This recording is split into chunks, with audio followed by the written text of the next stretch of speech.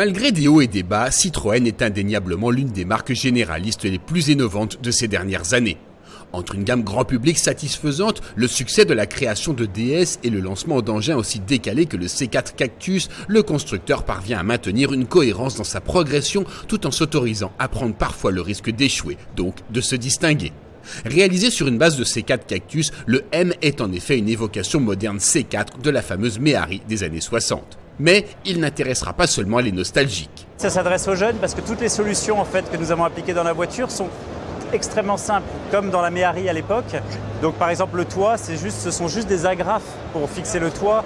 Ce n'est pas un cabriolet avec des vérins, avec toute une cinématique compliquée et chère.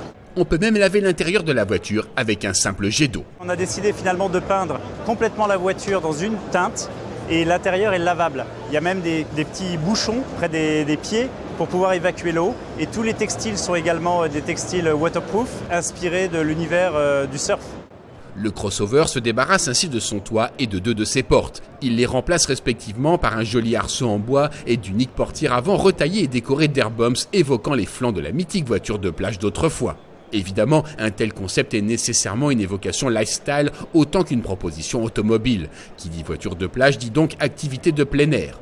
Deux planches de surf prennent ainsi place entre l'arceau et le pare-brise, tandis que les sièges s'habillent d'un tissu en néoprène étanche à motif fleuri.